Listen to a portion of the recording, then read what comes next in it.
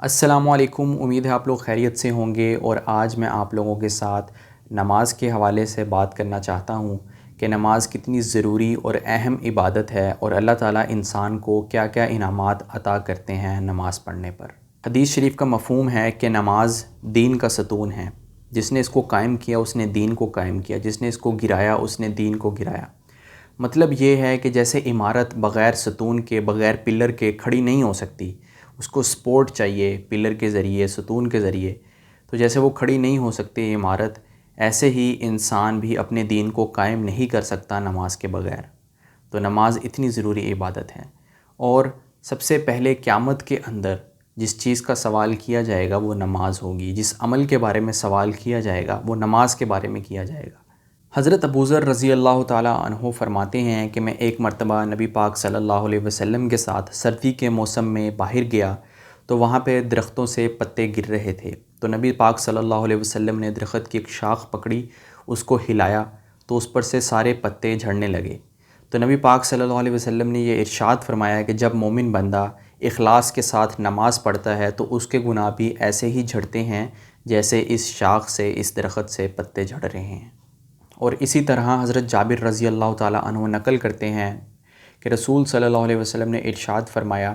کہ پانچوں نمازوں کی مثال ایسی ہے کہ ایک شخص کے دروازے پر نہر جاری ہو اور وہ اس میں 5 مرتبہ غسل کرتا ہو، تو کیا اس کے جسم پر کوئی میل کچیل باقی رہے گا؟ صحابہ جو پاس بیٹھے تھے انہوں نے عرض کیا یا رسول اللہ بالکل بھی باقی نہیں رہے گا، کیونکہ وہ 5 دفعہ غسل کرے گا۔ تو نبی پاک صلی اللہ علیہ وسلم نے فرمایا اسی طرح پانچوں نمازوں کی مثال ہے کہ جو شخص 5 نمازیں پڑھتا ہے تو اس کے اوپر بھی کوئی گناہ باقی نہیں رہتا۔ نماز کی اہمیت کا اندازہ نبی پاک صلی اللہ علیہ وسلم کے ان مختلف ارشادات سے لگایا جا سکتا ہے کہ نبی پاک صلی اللہ علیہ وسلم نے ارشاد فرمایا افضل جہاد نماز ہے،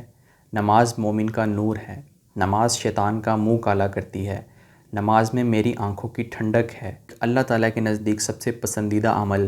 نماز کو اپنے وقت میں ادا کرنا ہے، اور جب انسان نماز کے لیے کھڑا ہوتا ہے تو جنت کے دروازے اس کے لیے کھول دیے جاتے ہیں۔ زمین کے جس حصے پر بھی نماز پڑھی جاتی ہے تو وہ بقیہ حصوں پر فخر کرتا ہے۔ اسی طرح جب آسمان سے کوئی مصیبت یا آفت نازل ہوتی ہے تو وہ مسجد کے آباد کرنے والوں سے ہٹا لی جاتی ہے، اور جب کوئی انسان پانچوں نمازوں کا اہتمام کرتا ہے تو شیطان اس سے ڈرتا ہے،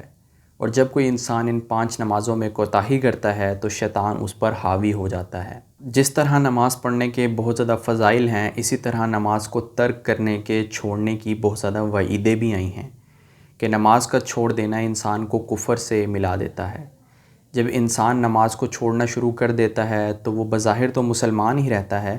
لیکن اس کے اعمال کافروں والے بننا شروع ہو جاتے ہیں، اس کی زندگی میں کفر و نفاق آنا شروع ہو جاتا ہے۔ نماز کو چھوڑ دینا کبیرہ گناہ ہے، اور کبیرہ گناہ کے لیے توبہ شرط ہے کہ اس کے لیے توبہ بھی کی جائے اور پھر اس قضا نماز کو پڑھا بھی جائے۔ تو اللہ تعالیٰ مجھے بھی، آپ کو بھی، اور تمام امت مسلمہ کو نماز پڑھنے کی توفیق دے،